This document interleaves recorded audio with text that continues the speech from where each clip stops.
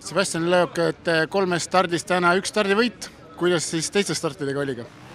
No start läks natuke halvemini, 5 umbes. Ja teine start võitsin, 3. start tegelikult ei olnud üldse paha, 4,5 olid eespool, 2,5 sain esimene. 2 starti oli 125-ga koos, kas need segasid ka veidikene sõitu? Mitte väga, aga natukene ringikäijad segasid. Kui nüüd 3. start oli MX1-ga koos, kas see tegi ka elu raskemaks ja arusaamatuks ka sulle, et kus sa MX2-s positsioneerid? Ei, ma tundsin kohe ära, kus kõik on. Eesti meistrivõistlused on alanud, aga sa sõidad ka teistest sarjadest. Mis sarjadest sa see aasta hooajal kaasa võtad? Euroopa meistrivõistlused ja ADAC. Kumba rohkem eelistad?